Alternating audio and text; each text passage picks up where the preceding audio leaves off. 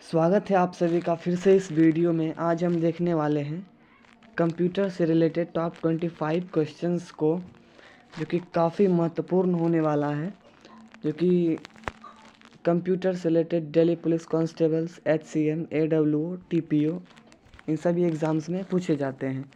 आपका पहला प्रश्न है कि कंप्यूटर में पासवर्ड सुरक्षा करती है, किसकी सुरक्षा करती है? तंत्र के अधिकृत अभिगमन से सुरक्षा करती है। आपका अगला क्वेश्चन है ओरेकल क्या है? ओरेकल क्या है? एक प्रचालन तंत्र या फिर सब संसाधक या फिर डाटाबेस?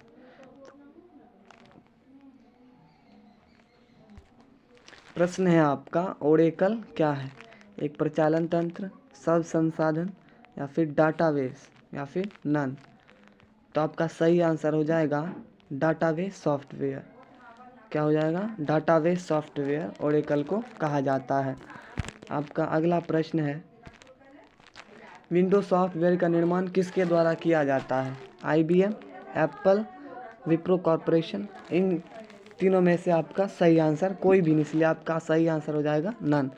वैसे विंडोज सॉफ्टवेयर का निर्माण माइक्रोसॉफ्ट कॉर्पोरेशन के द्वारा किया जाता है।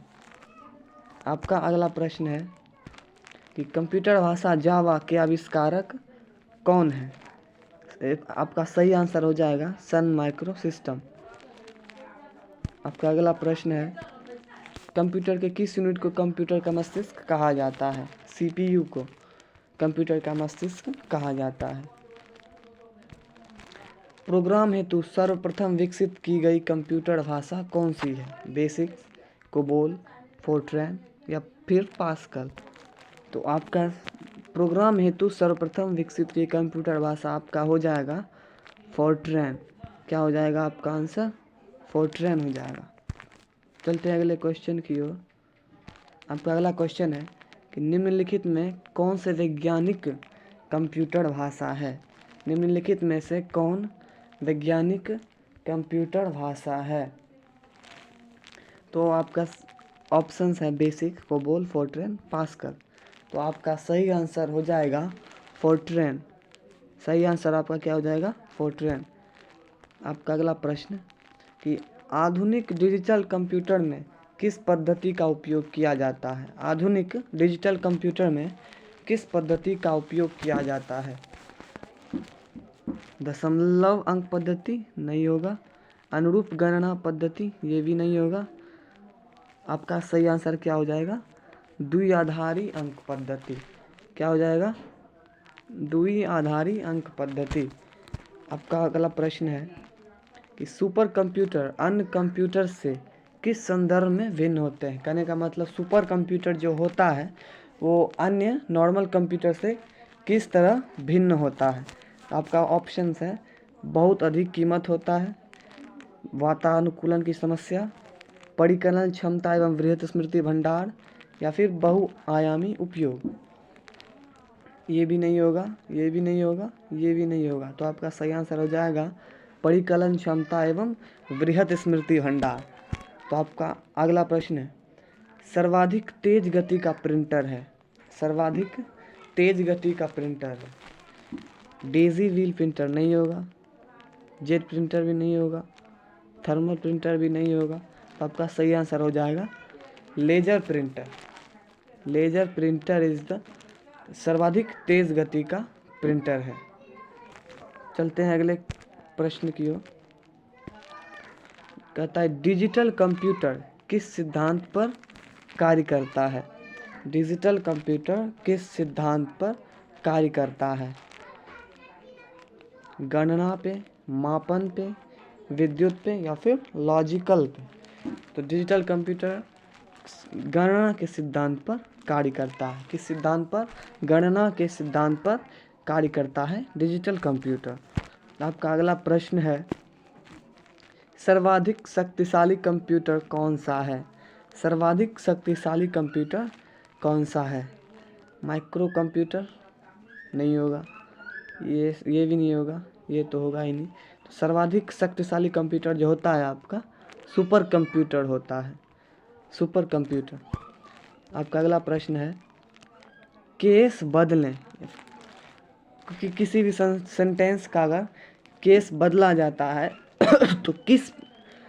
तो किस बटन को प्रेस करके केस को चेंज किया जा सकता है। तो किस बटन को प्रेस करके हम आप केस को चेंज कर सकते हैं। तो आपका सही आंसर हो जाएगा Shift+F3। Shift+F3 को प्रेस करके आप कोई भी केस को चेंज कर सकते हैं। अगला प्रश्न है आपका एक फाइल बंद करें। कोई भी फाइल को बंद करने के लिए आप कौन से बटन को प्रेस करेंगे? Ctrl+W या फिर Shift+W या फिर Alt+W या फिर Shift+Ctrl+W, इनमें से कौन सा ऑप्शन सही होगा? तो आपका सही आंसर हो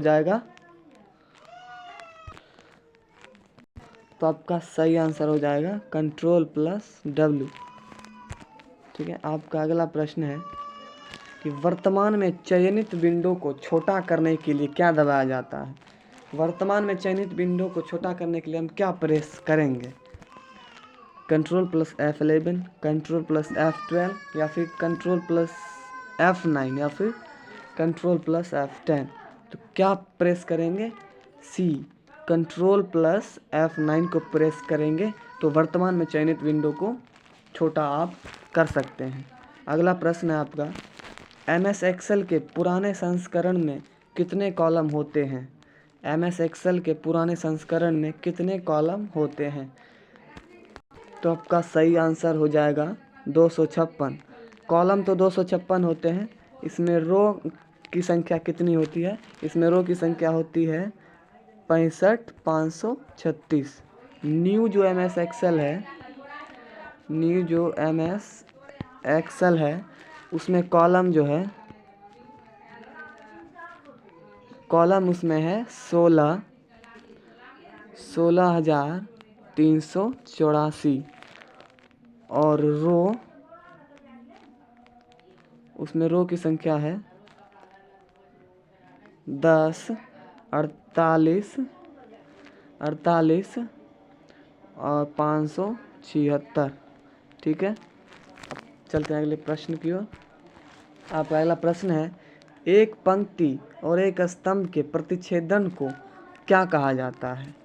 एक पंक्ति और एक स्तंभ के प्रतिच्छेदन को क्या कहा जाता है? चार्ट, कार्यपत्रक, कक्ष या फिर जोड़।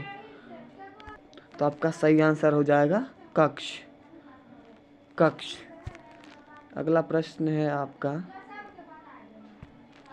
कि डैश बटन वर्ड विंडो को अधिकतम मूल आकार में लाया जा सकता है।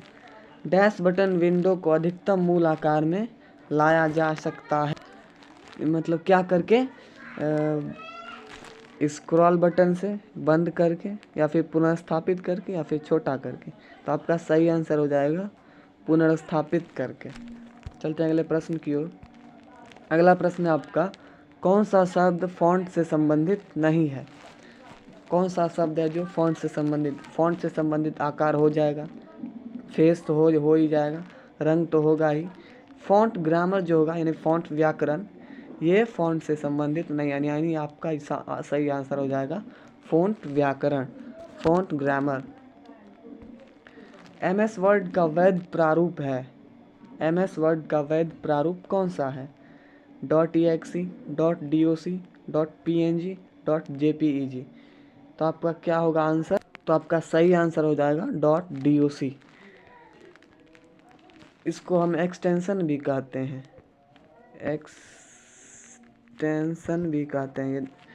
ये जो है 2007 में इसे DOCX लिखा जाता है। चलते हैं अगले प्रश्न की ओर। अगला प्रश्न है आपका ईमेल सामग्री को आदर्श रूप में प्रस्तुत किया जाना चाहिए। मतलब हम ईमेल को किस रूप में प्रस्तुत करते हैं? लंबा पैराग्राफ के रूप में, सर्वाधिक महत्वपूर्ण बिंदु के रूप में, कहानी प्रारूप के रूप में या फिर पाठ और चित्र। तो आपका सही आंसर हो जाएगा सर्वाधिक महत्वपूर्ण बिंदु के रूप में हम ईमेल को प्रस्तुत करते हैं। फ्लॉपी डिस्क का उपयोग किसके लिए होता है? फ्लॉपी डिस्क का उपयोग किसके लिए होता है? तो आपका सही आंसर क्या हो जाएगा? तो आपका सही आंसर हो जाएगा सूचना स्टोर करने के लिए फ्लॉपी डिस्क का उपयोग किया जाता है। ठीक है, अगला प्रश्न है आपका कि चुंबकीय डिस्क पर किस पदार्थ की परत होती है? सोडियम ऑक्साइड नहीं, फास्फोरस ऑक्साइड नहीं, मैग्नीशियम ऑक्साइड नहीं। क्या हो जाएगा आंसर? Iron oxide. ठीक है, अगला प्रश्न है आपका कि कंप्यूटर भाषा फॉर्ट्रैन किस क्षेत्र में उपयोगी है? कंप्यूटर भाषा फॉर्ट्रैन किस क्षेत्र में उपयोगी है? तो आपका क्या हो जाएगा? तो आपका सही आंसर हो जाएगा विज्ञान।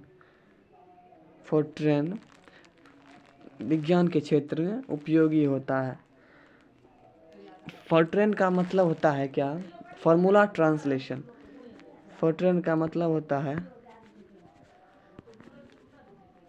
Formula translation. ठीक है, गणित और विज्ञान में ये, और यह सबसे पहली व्यापारिक भाषा है। इसको जॉन बेकम ने बनाया था। इसको जॉन बेकम ने बनाया था। ठीक है, अगला प्रश्न है आपका कंप्यूटर भाषा कोबोल किसके लिए उपयोगी है? कंप्यूटर भाषा कोबोल किसके लिए उपयोगी है? कोबोल का फुल फॉर्म होता है कॉमन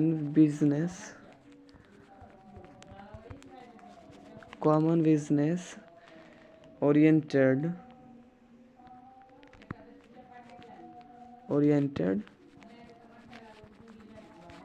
लैंग्वेज। तो यह किसके लिए उपयोगी होता है? तो कॉमन बिजनेस साफ हो गया कि व्यवसाय के लिए ही उपयोगी होता होगा। व्यावसायिक कार्य के लिए कोबोल का उपयोग किया जाता है। तो यहीं पर हमारा वीडियो होता है समाप्त। अगर वीडियो अच्छी लगी हो तो चैनल को सब्सक्राइब कर लीजिएगा। ठीक है, थैंक यू, धन्यवाद, राम राम।